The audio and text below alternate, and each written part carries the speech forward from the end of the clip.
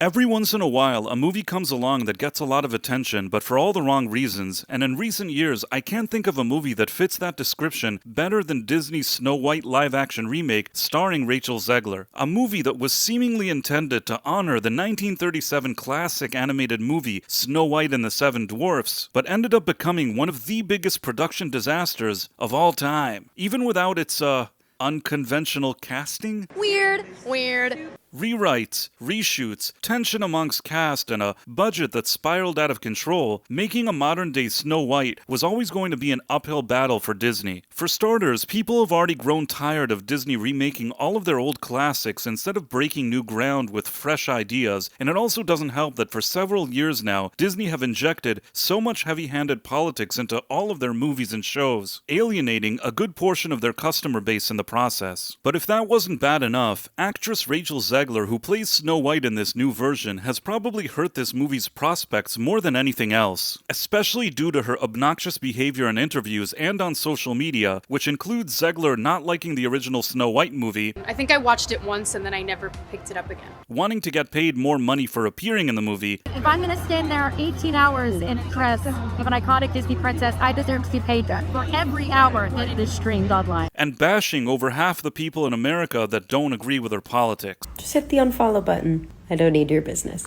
In the weeks leading up to Snow White's release, Disney tried their best to do damage control, canceling movie premieres, putting an embargo on reviews, and keeping the press away from Rachel Zegler. But now that the movie is out, Disney and Zegler have nowhere left to hide. And of course, I've already seen the movie, and I want to share my thoughts with you about it. But before we dive in, please make sure to like and subscribe, as it would really help my channel grow. The movie begins with a king falling in love and marrying a woman who then gives birth to their daughter, who they call Snow White, not because she has skin as white as snow like in the original movie, but rather because she was born during a snowstorm.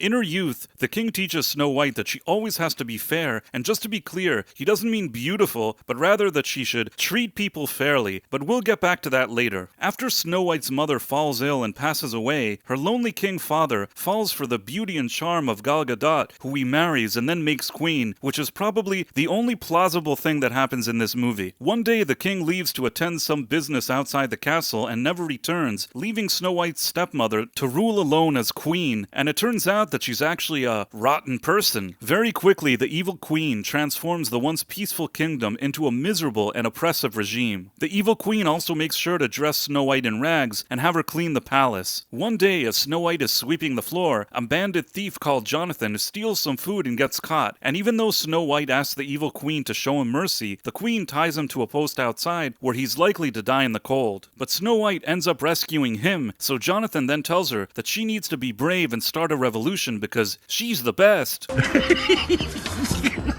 And just so we're clear, Jonathan the Thief is a direct replacement for the prince from the original, because Disney thinks a prince is bad for some reason. And also, the original songs that suggested that Snow White liked the prince and wanted to find true love have been completely deleted from this movie, replaced by the song Waiting on a Wish that focuses more on Snow White being a girl boss. Anyhow, at this point, the movie really starts to run into story issues. You see, every day the queen asks her mirror, who is the fairest of them all, and he tells her that she is, but after Snow White saves Jonathan's life, the mirror claims that Snow White is now the fairest because of her fair behavior.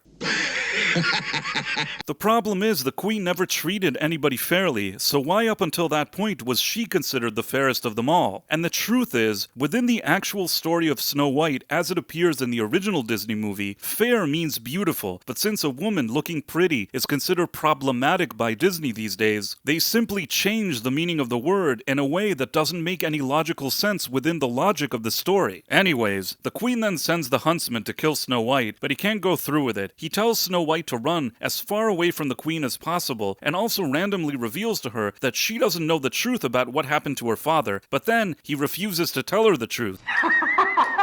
Snow White then runs through the forest, makes friends with a bunch of animals who then guide her to the house of the Seven Dwarfs, where she falls asleep. At this point, the CGI dwarfs show up, and for the most part, I think that they look pretty awful. Originally, Disney auditioned actual little people actors to play them, but after Peter Dinklage acted like a douche, they replaced the little people with some diverse hipsters who were then replaced by CGI dwarfs, but still kept in the movie for no apparent reason. And this is really where the movie goes downhill. All the magic of the friendship between Snow White and the Dwarfs that builds up very nicely in the original movie is really ruined here due to all this political correctness. Instead of Snow White cooking, cleaning, and acting like a mother figure to the dwarfs, here she just kind of lectures them about stuff and then leaves, which makes the dwarfs' entire existence in this version seem more like an afterthought. Like, if you deleted them from the movie altogether, it really wouldn't make much of a difference. Then Jonathan and the leftover diverse hipster dwarfs meet Snow White in the forest, and Jonathan ends up taking an arrow to the chest trying to protect her. The CGI dwarfs then give him medical attention and have a party with the leftover diverse hipster dwarfs.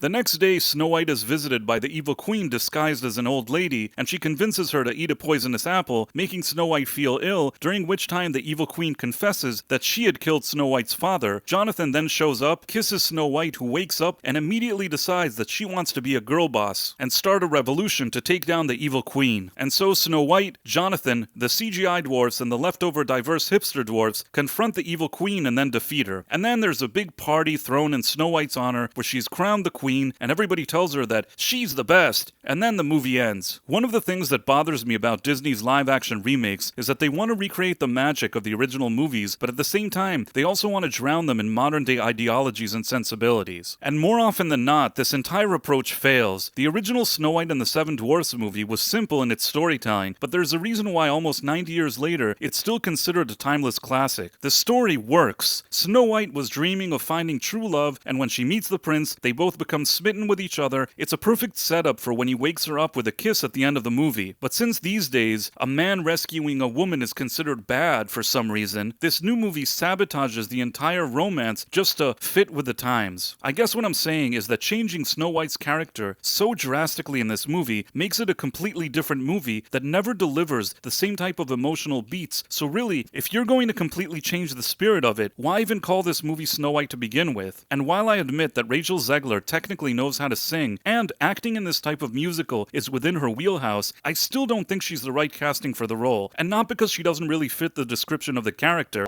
skin white as snow, but because she doesn't really project a natural, warm, and welcoming vibe that this character should, like Amy Adams in Enchanted. And when it comes to Gal Gadot, I think that she has the opposite problem. She's too pretty and too likable to be an evil queen, and while I actually think that Gal worked extremely hard to deliver the best performance she could, both in her acting and singing, I still don't think she was a natural fit here either. This role needed more of a Cate Blanchett or Olivia Colman type of actress that could really convince you that they're pure evil. All in all, this movie was exactly what I expected it to be. An uninspired, unnecessary remake that doesn't hold a candle to the original movie. Poor casting, poor storytelling. The only positive thing I can say about it is that I didn't mind the creatures in the forest, but overall, poor casting choices and poor storytelling choices make it kind of a chore to watch. And if you even mildly like or appreciate the original Disney classic, the one that helped Disney put itself on the map as such a big family entertainment company, I'm not sure how much you're gonna love this movie. And while I've seen much worse movies from Disney in recent years, at the end of the day, this movie absolutely does not justify its reported $500 million